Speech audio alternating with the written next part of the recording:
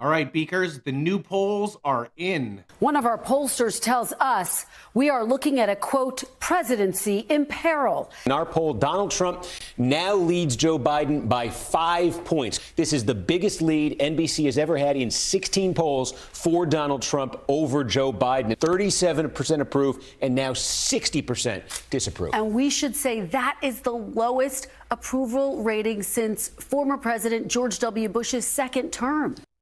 All right, so the lowest rating since George W. Bush. Trump now leads Biden by 5 polls, the biggest lead in the last 16 polls.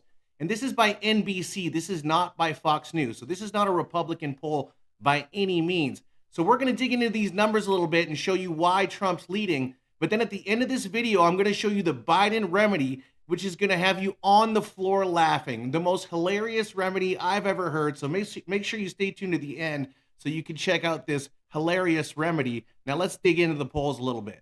It's pretty brutal when you look at this poll. So tell us a little bit about these numbers.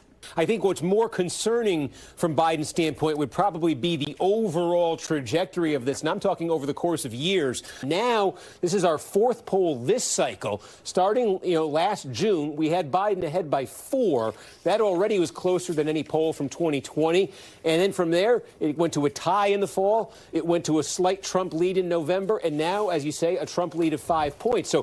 Okay, so a Trump lead of 5 points now, but it was a 4-point lead in 4-point lead in June. So that's actually a swing of 9 points since last June, which is a massive swing. Now let's get into some of the details, some of the demographics. But then there's also this. Look at some of the weaknesses Biden has in our poll right now. Young voters. We got a 42-42 tie, Biden and Trump. That's not good news for Biden. But the real issue here is there's a lack of enthusiasm and engagement, enthusiasm just to vote at all. Okay, so a couple of things to note there. He said a couple of things. Young voters are steering away from Biden, which have been his biggest voting bloc in the last election. Now they're steering away. The young voters are disappearing.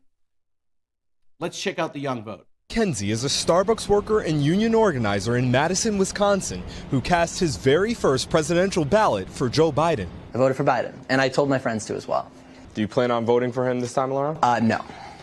Okay, so the younger voters are disappearing. This is a Starbucks worker, and I mean, you couldn't find a more Biden-type voter than this guy. Now, another thing that they mentioned there is the enthusiasm gap. Now, some of you might say, well, Sam, we just had the South Carolina primary, and in that primary, Joe Biden won by 97%. Okay, but here's the thing with the South Carolina primary. Only 4% of the voters showed up. 4%. So Biden's total, that 97% that he got in South Carolina, was actually a total of only 20,000 votes. 20,000 people showed up, and they're touting a 97% win. That is hilarious. Now, just stay tuned. We're going to get into this hilarious remedy in just a second. But let's get into some more demographics real quick. You also look here, the Hispanic vote, basically even, Trump ahead by 1 point. That's something Republicans have been talking up the possibility of. They've got to like that. Among African Americans, this is a solid lead for Joe Biden, 16%. But Democrats want to do better than that. They want to keep Trump in single digits here. They want to get this Biden number up, about 10, 15 points further from where it is. So that's where they would see opportunities for growth sort of demographically. Okay, so they're talking about the African-American vote. Now, you see there's 75% for Biden and 16% for Trump. Now, no one expects Republicans to win the African-American vote outright. They actually don't have to. If that 16% gets to like a 22%, it's good night, Joe Biden. Let's hear what the African-American voters have to say. There are some people in your orbit who are either voting for Donald Trump or considering it? For sure. A lot of my friends are obviously my age, so we're a little younger. We've only voted once, for a president, and Trump is kind of all we know, and they're kind of Trump and Biden. They're like, well, we were broke with Biden, we weren't with Trump, and that's kind of the only thing that I'm hearing over and over again, is that, well, Trump, we had money. So it's the economy, stupid. I keep hearing the same thing over and over again as well. People are not blind to what's been happening with the economy. Now we're going to get into these hilarious Biden remedies. Make sure you stay tuned for these. These are going to have you belly laughing. Now, if you haven't done so already, now's the perfect time to subscribe. We're keeping you up on the election the whole time, this election season. Now let's get into these Biden remedies. Now, this is actually one that he's not doing, which is ridiculous. Speaking of the Super Bowl, President Biden will not sit down for that traditional pre-Super Bowl Sunday interview for a second year in a row. He says it's to, quote, give Americans a break from politics. A spokesperson for the White House says, we hope viewers enjoy watching what they tuned in for, the game. So Joe Biden's campaign is saying that they're not going to do the traditional Super Bowl interview. Now, traditionally, presidents do an interview right before the Super Bowl. He's not going to do it despite the millions and millions and millions of voters that would be watching, because he wants you to enjoy the game. Let's keep going. Joe, he's turning down an opportunity to speak to millions of voters during an election year. Why?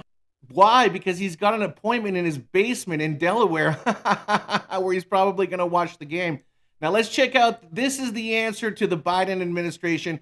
This is how they're going to fix this and get Joe Biden in the lead. Let's check it out. With your permission, the New York Times wrote a long article today about the president's re-election campaign, and I counted 4 paragraphs inside that article about efforts to get Taylor Swift involved in the president's re-election. One sentence said, one idea that's been tossed around a bit in jest, sending the president to a stop on Swift's Eras tour. There are a lot of, I know in my shop, in the press office shop, there are a lot of Swifties, if you will, fans of Taylor Swift. If you will, there's a lot of Swifties. So Taylor Swift is going to come in and save the day for Joe Biden. And this is not a joke. They're actually serious about this. Let's check it. What they're worried about, or should be worried about, is Taylor's data. With truly the touch of a button, Taylor Swift is uniquely situated to use the data at her disposal to impact the presidential race. This is about accessing a treasure trove of invaluable data. And that's what keeps the Trump team up at night.